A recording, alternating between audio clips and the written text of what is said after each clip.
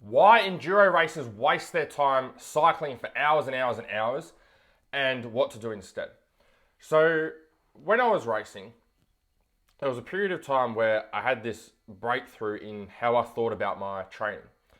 And so, the way that I came about that breakthrough is I've got a couple of notes here to make sure that I cover everything. What I thought is that I thought I was an endurance racer. So, I spent most of my 14 years of racing motocross and did some pony expresses as well, thinking that I was an endurance athlete. It's like I needed my body to work for long periods of time, whether that was like a 15-minute or longer motocross race or doing a couple of hours pony express or longer. I thought that I needed to be able to get my body to work for long periods of time. So I consider myself an endurance athlete, okay, an endurance rider. So that led me down the rabbit hole of then going, okay, well, what are some things that I can do during the week to help to build my endurance? So this is when I went down the path of doing like club level swimming. So there was a good 5 years there where I did club level swimming with competitive swimmers, where we'd go and swim in the swimming pool for an hour, if not more, 3 or 4 times a week. And we just do meters and meters and meters, Ks and Ks and Ks of swimming every week, getting better at swimming at all of the different strokes that you can do for swimming as a competitive swimmer would. There was another period of time there where I did probably maybe for a year to 2 years where I did spin classes. So I went to the gym, did these 45-minute spin classes where you get taken through different types of cycling and have an instructor at the front and then have everyone else out on the exercise bikes and you'd be smashing the exercise bike for 45 minutes. So you'd think doing all that, that'd be super fit, right? You'd think like this guy's going to be an animal. Like if he can go and swim for 4 times a week for an hour, or he can go and do these spin classes for 3 or 4 times a week for 45 minutes, this guy's going to be pretty fit. I still couldn't go and ride and race and do a full race at my race speed because I'd get tired, I'd get out of breath, I'd run out of energy, I'd get fatigued. All the things that you don't want your body feeling. The skill wasn't the limiting factor for me at that point. It was just that I couldn't even maintain my own speed because my body just wasn't up to the task. And I never knew why. And so what happened is when I came towards the end of my years of riding and racing, is I started doing these group fitness classes at a specific gym.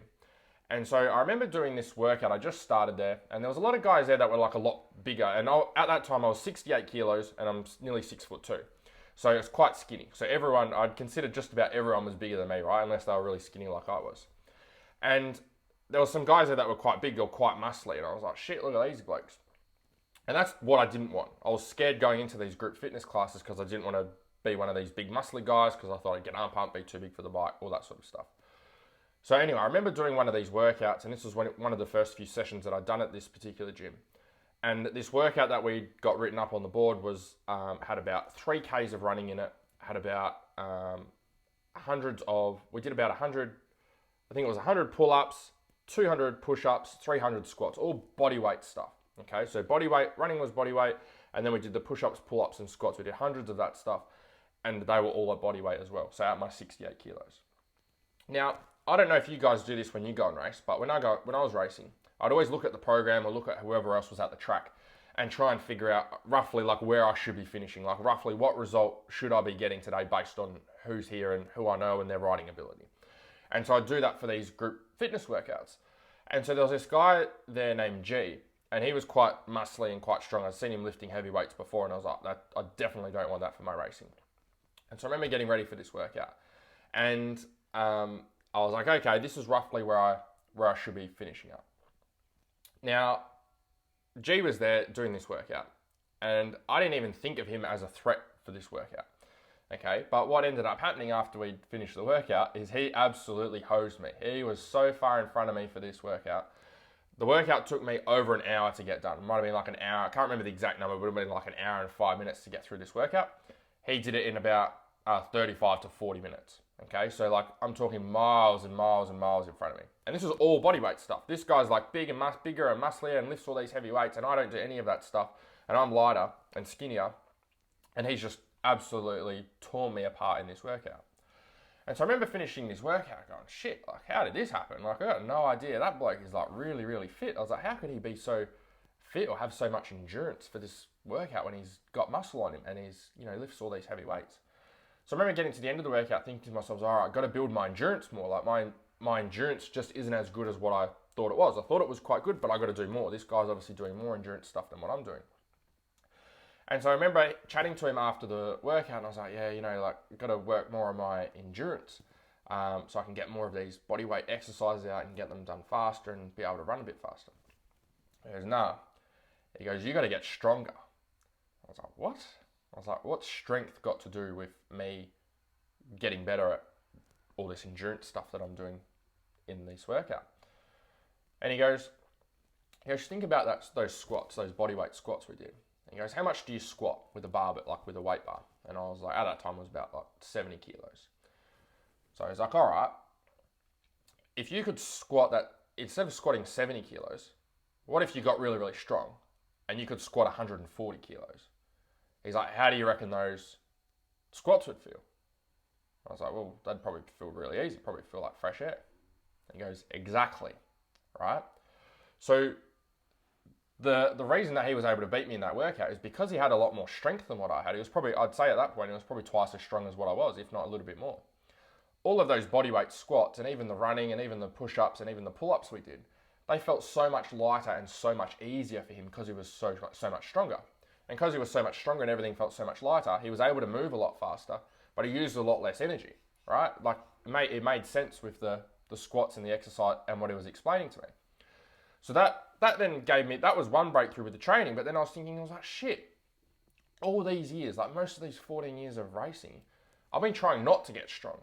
I've been trying not to get bigger, not to put on any muscle. I've been trying to reduce muscle, trying to get leaner, trying to get lighter.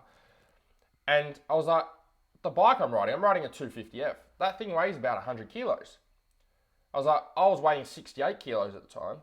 Like, if I was adding those two together, that's 168 kilos that I had to wrestle around for a full race. I was like, shit. I was like, there's no amount of swimming I could do, or no amount of spin classes I could do. Even if I like quit my job or quit school and just cycled all day, even if I did that, I still wouldn't have the strength that I needed to wrestle around 168 kilos for a full race. I was like, that's why I've been getting so tired. That's why I've been getting so exhausted, even though I've been doing all of this training, because I've been focusing on the wrong thing. I've been prioritizing the wrong thing with my training. And then when I was able to do that, when I was able to get stronger and able to focus on it, that's when things started to change for me out on the bike.